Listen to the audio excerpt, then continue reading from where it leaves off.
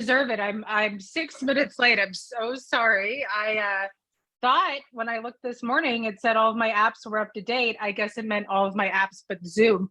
And it was like, what if we update now? And I'm like, what if not? But when nothing listens to me. If it has keys and a plug, it doesn't listen to me. Anyway, thank you guys for having me.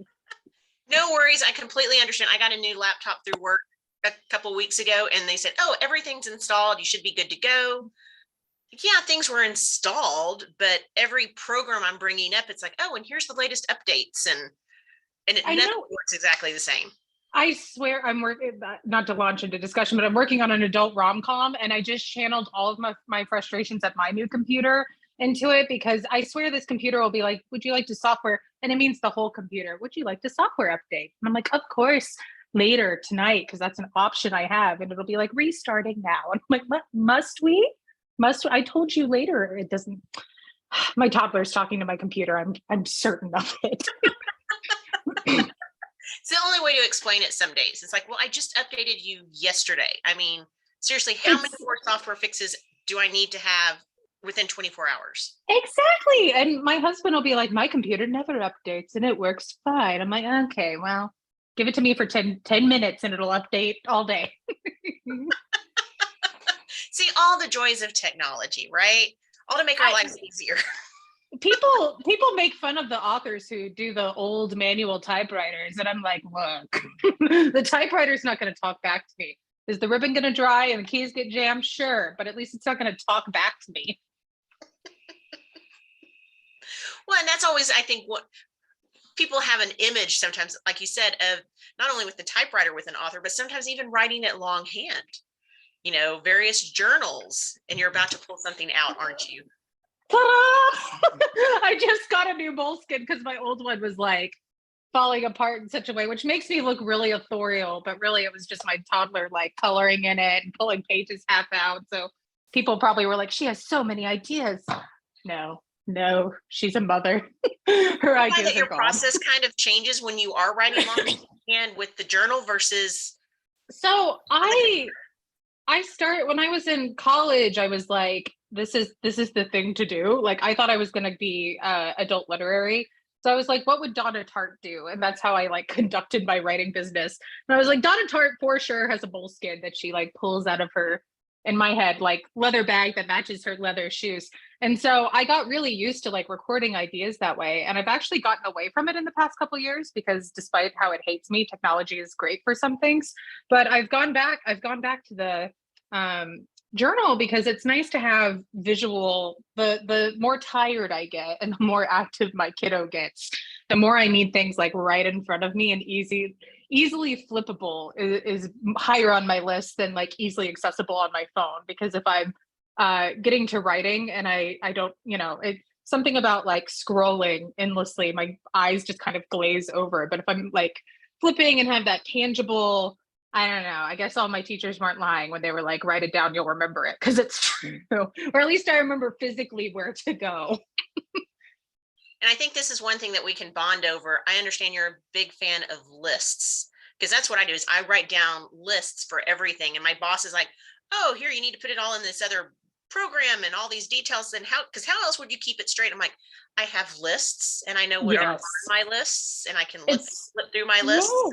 And it's so satisfactory. I think I don't know how old I was when I got addicted to like, oh, I can cross this off. And I did. It's like I was always a type A, like teacher's pet. Like, and so when the teachers left and I graduated and I stopped getting petted, I was like, okay, well, I will pet myself. And so I will make my little list and give myself a brownie when I'm done with.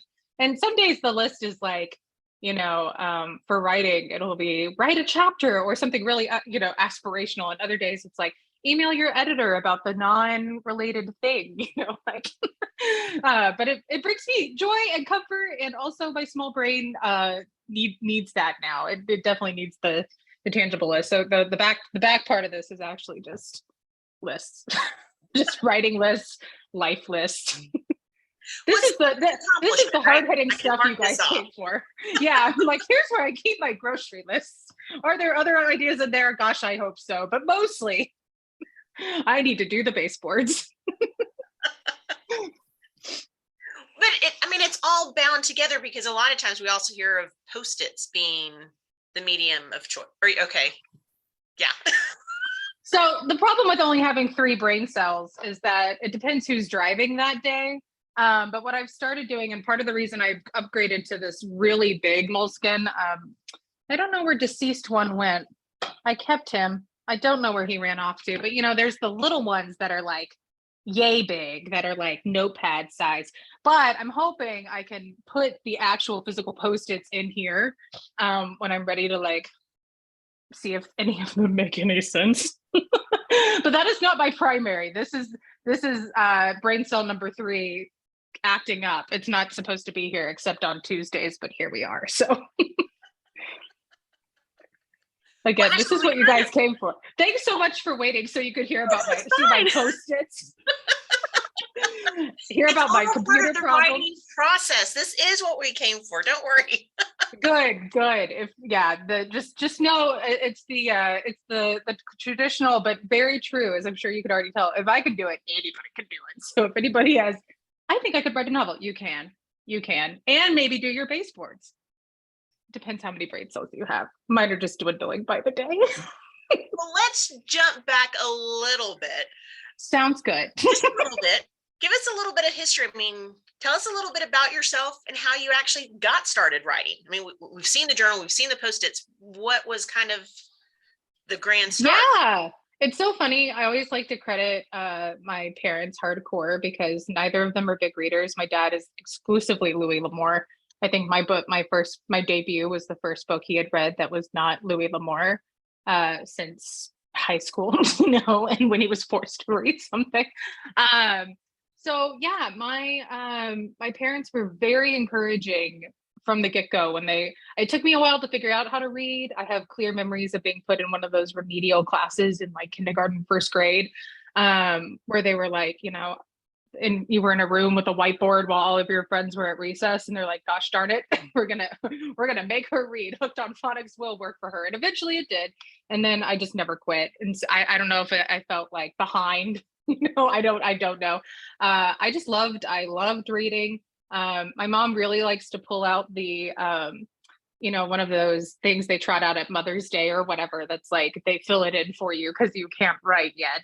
And it was like, what do you want to be when you grow up? And I said a children's book author. And I did not mean YA. I meant picture books because that's what I was reading at the time. And my mom's like, look, it was destiny. I'm like, okay, well, again, thank you for being supportive. That means the world. So they were always wonderful. They took me to libraries.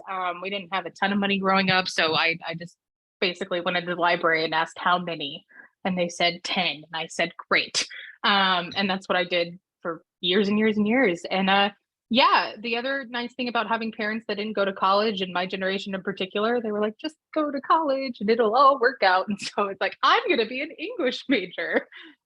You read all these YA books, including some of mine, where the parents are like, you need to, focus, you need to do something that can turn into a career, and English is not it, or, maybe do business and writing on the side or something. And my parents were like, good for you, go to college. So yeah, I knew I wanted to write. I also just like learning, which again, teacher's pet, nerd. But I really enjoyed all of my lit classes. I would have stayed forever.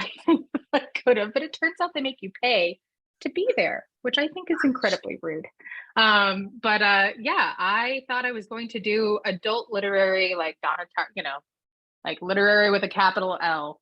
And I still love to read it. Still love, the longer, the thicker the book, or the like more intimidating the audiobook hours when it's like 35 plus. I'm like, yeah, I'm down.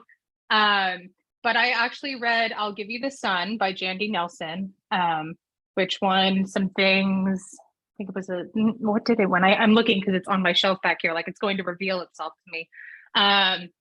But it was very literary. I was just on the cusp of YA being a thing. So if, kids read ahead. So when I was growing up, you went from, a series of unfortunate events to whatever the library had, for adults. And so I read a lot of I read Jane Austen really young. I read, stuff that now I think I would have come across later had YA been as prominent as it is now. So I didn't know what YA could do. I loved Twilight, unabashedly did and do love Twilight. But I was even kind of late to that. That came out when I was in high school. So it was fun, but it was noticeably reading backwards in an age range, if nothing else. And so I read, I don't even remember why I picked it up. It was probably Book Riot or something recommended it, but I read Jandy Nelson's I'll Give You the Sun, and it was literary and just so smart. The plot, if you haven't read it, and it's not a spoiler, it's told from the point of view of two twins, a set of twins, and a boy and a girl, June and I knew his name was going to leave. No, Jude. Anyway, two twins. There will be a post-it note later. But they tell the story from, one of them goes from back to front and the other goes from front to back, and you're trying to figure out what happened in the middle. And it's like clearly this big rift and something happened. And but it was such a character study, and it kind of had all of the hallmarks of the literary greats that I loved. And I think that's when the dial sharply turned to, oh, I can write with a really literary voice and make it like 70, 80K instead of like 150K, which appealed to my already then small brain cell capacity. And so that's when I started to earnestly look towards YA. And when I graduated from UNT, and little insider baseball, but they have a master's program for writing, but it's not a master's of fine arts. It's not an MFA. It's one of like only 10 schools in the US that has a doctoral track, like creative writing program, which from what I was told and from what I gathered was not super helpful, because an MFA is terminal and I could teach with an MFA elsewhere. And so it seemed I did not want to pay for 2 years for a master's and then however many years to get a terminal degree.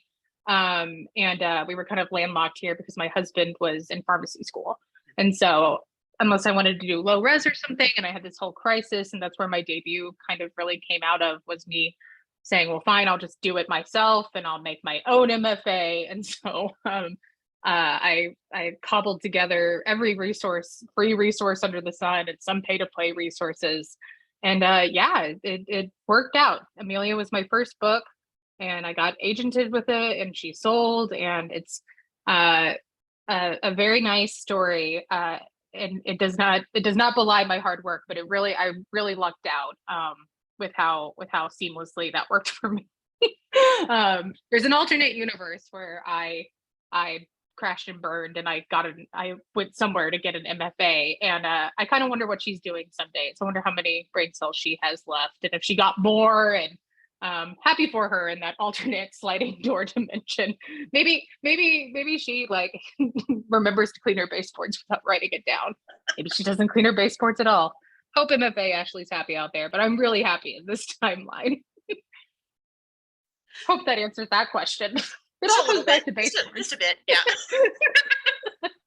Who's cleaning what? Can you tell I'm in a spring cleaning mood? I swear I'm not that clean.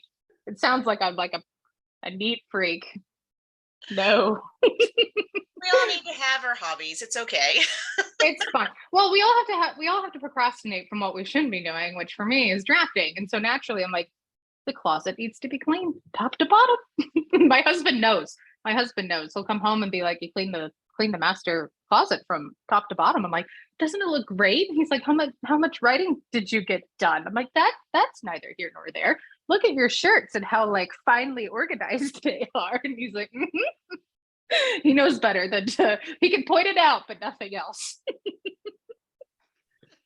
Well, that is one thing with your books too. I mean, with the YA, because I agree. I think growing up, there were a lot of cases of going from some of not necessarily real children's, but kind of that middle grade books to more of the adult books.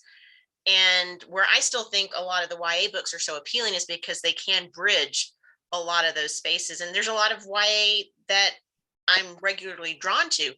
And your books, they don't have the angst, which sometimes you get in some YA and new adult, but they do have heavy themes. Yeah. So do you find that you can jump into that mentality easily, or? Get into the mood Yes. for some of that, because they are really all, I mean, and that's been in each of these.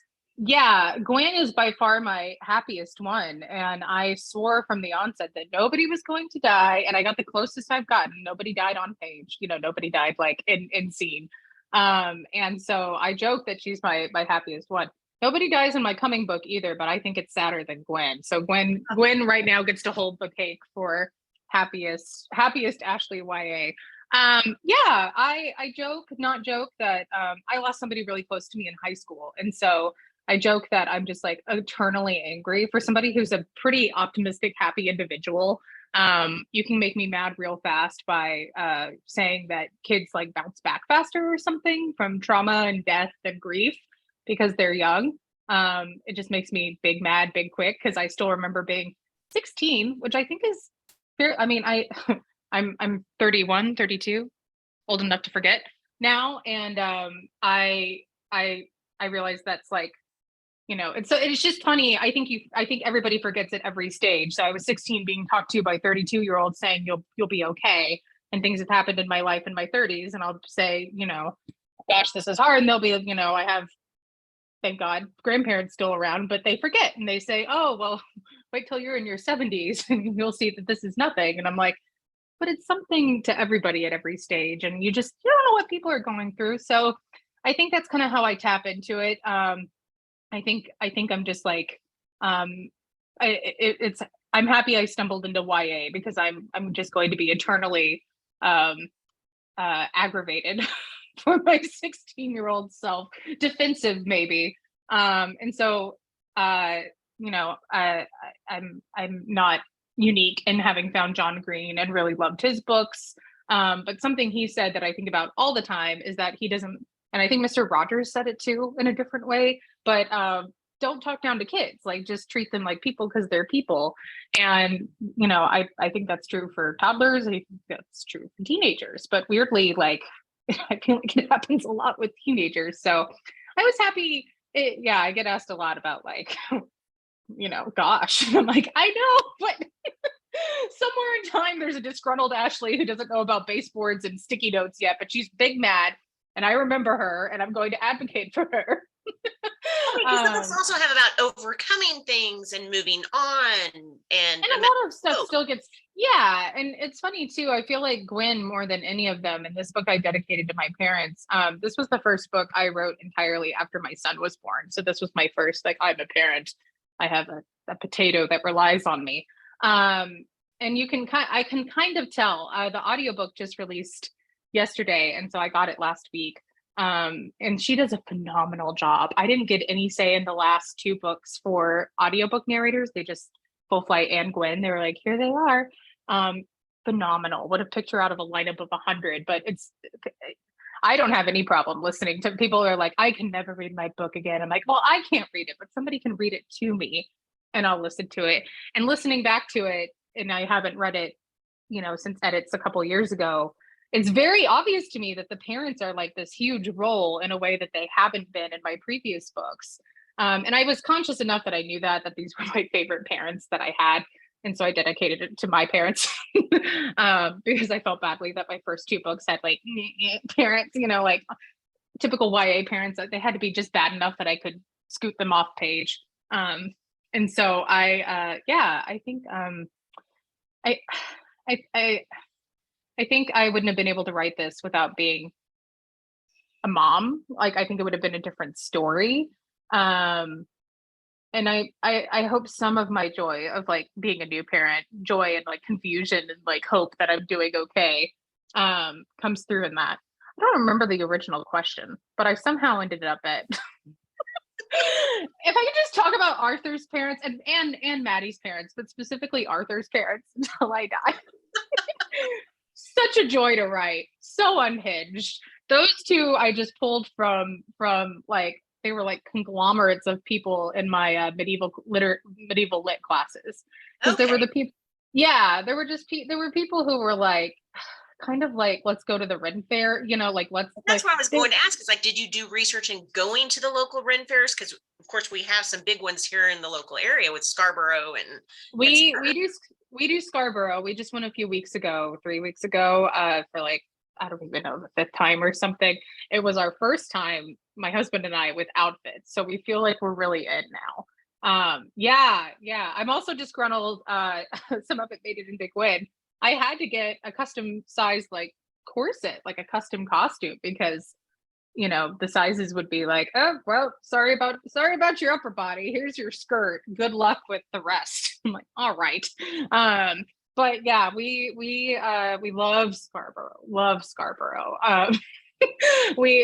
It's kind of gotten to the point too where we're like mapping out what we're doing like 2 months before we're even going, and we have our favorite stalls now. I still wish there were more closer. We want to go to the big one that's is it just east of Austin? Yes. We want to go to that. We want to go to that one, and we might try this year.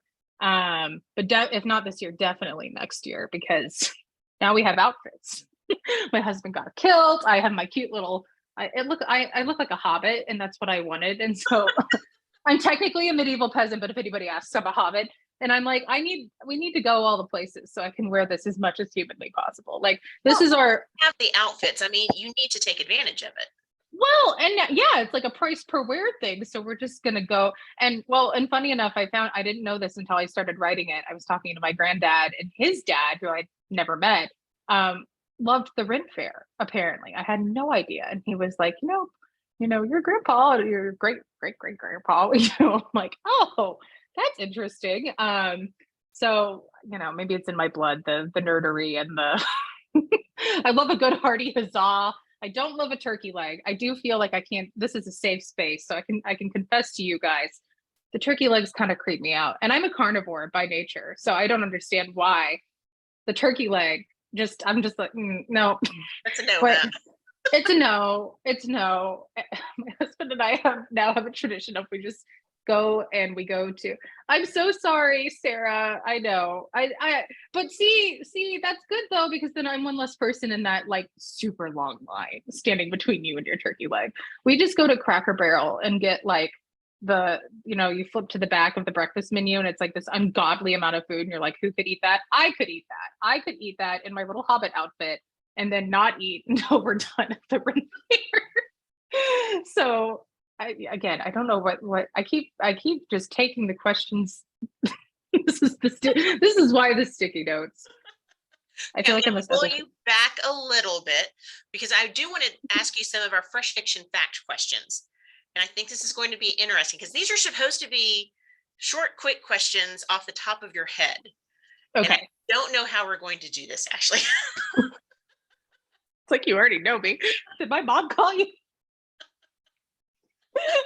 Okay, what is your favorite writing fuel? Diet Coke. Okay. Most people are water. I'm Diet Coke. Oh no, I'm with you on the Diet Coke. Try to cut back, but I stopped that. It just made me miserable and cranky. So I'm a Diet Coke hobbit now. It's fine. What is your most dog-eared book you read over and over again? The Princess Bride. Yeah. I watched the movie really young. Not like, I don't think you can be too young to watch The Princess Bride, but I didn't know it was a book until like a significant number of years later, comparatively to how old I was. And I was ready to like hate the book because I loved the movie so much, which was obviously counter to my whole wiring. But that book it holds up so well too. And do you like the book or the movie better?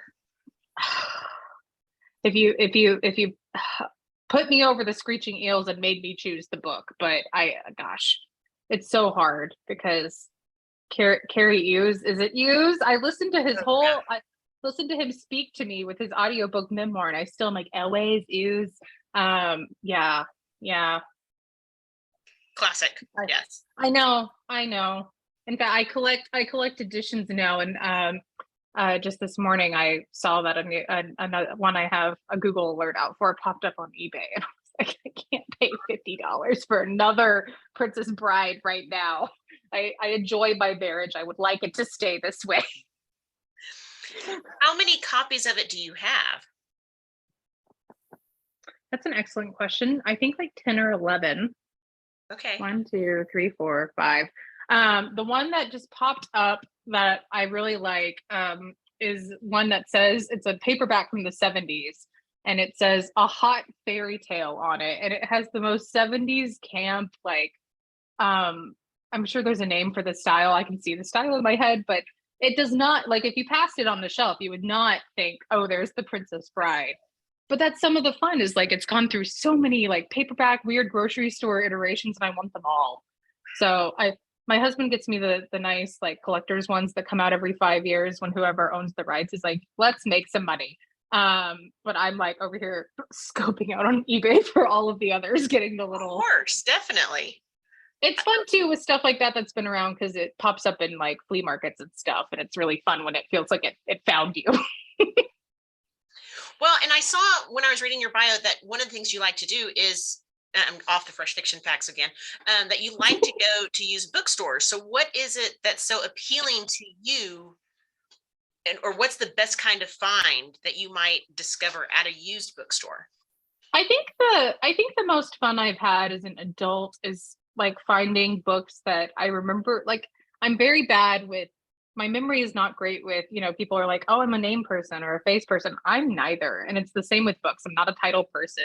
I can like remember kind of the emotions and the vibe. If, I can remember the mood. But that doesn't really help if I'm like trying to think of, if I remember a book from my childhood that I loved. And so a few years ago, I was in Half Price Books, and I found what I now know is called Dragon's Bait by Vivian Van Velde, which was, I think it would be YA now, but it was middle grade then. And it had been repackaged, so it was not the cover I remembered, and it was like on a sales. It was like 99 cents on one of their like rolly cart. And I was just looking, snooting around, and I found it, and I read the back because the cover was weird, and I was like, oh my gosh, like, and I immediately, I was like, this is all I need. It was the happiest day of my husband's life. He was like, what about, I'm like, no, this 99 cent tiny, it's back. I keep gesturing, I keep acting like they're gonna come out, like, come Jandy Nelson, come Vivian Van Velde. But yeah, it's this little paperback that I just, it would have been lost to time if I hadn't stumbled across it. So I feel like I read just an obsessive amount enough as a like, once I figured it out as a kid, that I pretty, once every couple of years will stumble across something like that. You would think I would remember, but no, I just have to they're like sticky notes that I lost that are coming back to me in book form. Okay. But it's so fun. It's like finding an old friend, Exactly, right? Yeah. In an unexpected place. Okay, back to the fresh fiction facts. Who would you most want to be stuck in an elevator with? Oh, I guess an elevator repairman isn't a good answer, and not the one you're looking for. Actually, and that's the first time I think we've gotten that answer. I don't want to be stuck in an elevator. I have a small bladder, and I drink a lot of Diet Coke. Let me think. I'm gonna you know what? I'm gonna make it an author, because he was like the kindest human ever when I was years away from being published and was just volunteering. Jason Reynolds is still to this day, like, if he tweeted, we're going to war tomorrow, I wouldn't ask who or where or why. I would just be like, point me in the direction. You have my sword and my Diet Coke. He is a lovely individual, and he's so like whip smart. And like, obviously his writing is brilliant, but he's also brilliant, but also kind. Like, I love, I feel like you often find one or the other, but finding both is a joy. So I would be stuck. And I feel like he wouldn't judge me when I quickly established a pee corner. I don't know that for sure. When I spoke with him, I did not have to establish a pee corner. I feel like he'd be cool with it. Eternally grateful to him for, especially, I feel like a lot of authors, unintentionally maybe, or intentionally, I hope unintentionally, pull the ladder up behind them. And he was the opposite of that. He was like pegging me with as much wisdom as he could, dropping as many ladders around me as he could. And I just am eternally grateful. And I think that's so important no matter what field you're in. Yeah, especially like, nobody owes you anything, I get that, but especially creative industries and like, publishing in particular, even now I'm in it, and I'm still kind of, it seems like a wonky, like nebulous thing. There's no, I have so many friends who queried traditionally, which is what I did. And then I have just as many friends who like went in back doors and side doors and made their own door, and good on them. But it's hard to give somebody a clear cut, this is what you do to get there, because there's not one. Yeah. So what luxury item can you not live without? Luxury item. Probably my laptop. I think it's probably the most expensive thing I own. Except my son, who was a C-section baby. Yeah, I think my laptop. I don't think I really don't mean to be disingenuous, but I think that's the most expensive thing I have, and I would be very sad without it. Very sad. What is the craziest thing that you've bought online? Oh, there's a number of them. I have knickknacks. You can see some of them on my shelves.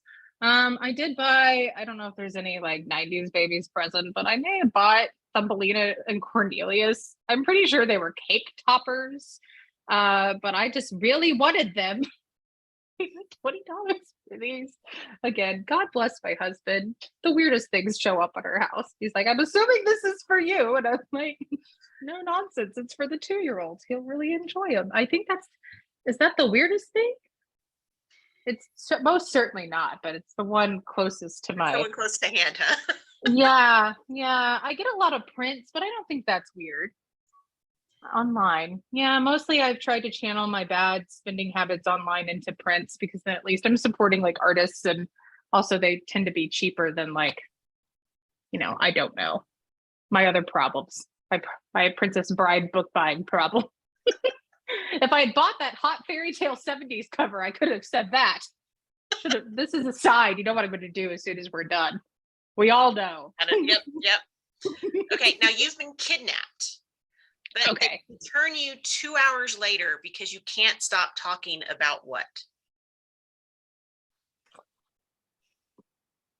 The answer shouldn't be, but probably is, current Taylor Swift backlash. I don't even think that they'd make it 2 hours. I would be like, here's why I think, and then it would just be a U-turn. They would just take me back. And I get it. I would take me back too. Yeah, I could go and I won't, because I want you guys to not kidnap me and then return me immediately. I would like to be kidnapped long enough to get a nap in the car, then wake up, talk about Taylor Swift, be taken back. Okay, so it almost becomes a slight mini vacation. I'm not saying I want to be kidnapped, but if I knew for sure I'd be returned unharmed, and if I guess it depends if they're going to bind my wrists too. I'm a bit of a stomach sleeper, so that might be comfortable. That might not work for me. Maybe behind the back. My toddler's going through a sleep regression. I'm like, I could take a nap in the back of a car. I hope they have good taste in music. That would upset me if it wasn't, and I was trying to nap. But yes, Taylor Swift, and I would be turned around immediately, as God intended. Who is your favorite one-hit wonder?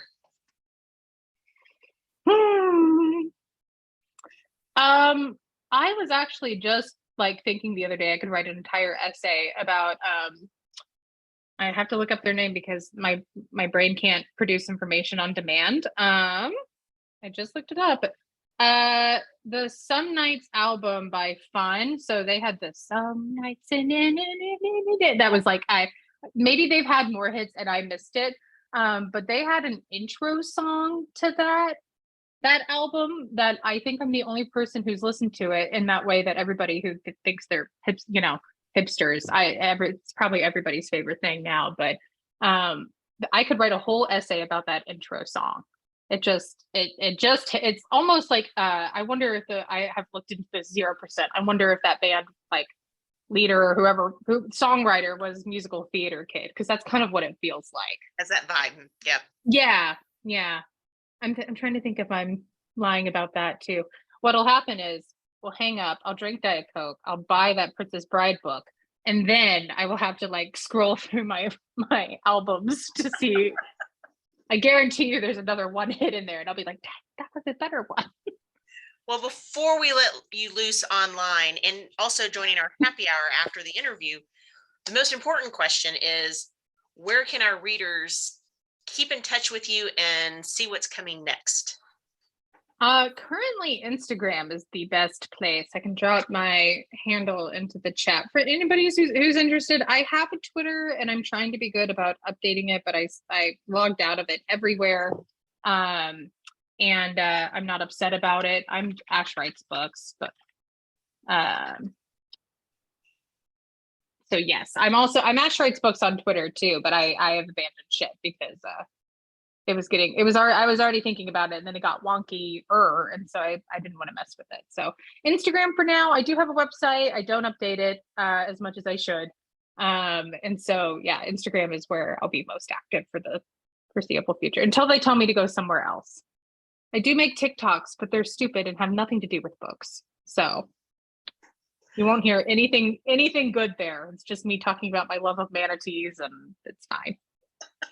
Well, and of course, the Renaissance of Gwen Hathaway recently came out, but we're always interested in what is coming next. Can you drop us any teasers? Yeah, I get to reveal the cover tomorrow. You know what? Because I was late and I'm a terrible person. Well, Zoom's a terrible person, but I am therefore also a terrible person. I'm going to show you guys the cover that's coming out tomorrow. I'm super excited about it. Let's see if I can make the computer and the phone, two pieces of technology like me. There we go. So it's inverted, but it's in the orbit of you. And of course, it's not going to don't do that. I don't want you to do that at this time. It's a different artist, but I kind of feel their faces are like that kind of white, sketchy look. I feel like it's a little bit of a callback to Amelia. So I really like it. That one's my fourth YA and also with Wednesday Books. And it'll be out next March. I should remember the date, but I don't. March 2024. Yes. So it's coming up. And then this is how my brain has to work now because I'm working on things that will come out for another couple of years. And I'm like, what's next? It's as soon as you're done talking about the one, it's like moving on. I'm like, of course, okay. right? Yes. Well, we appreciate the sneak peek and your time tonight. And so thank you so much for having me. Joining us for the interview, but stick around for our happy hour with our readers. Yay! Sounds good. Thank you. Be muted now. I'm not in the way.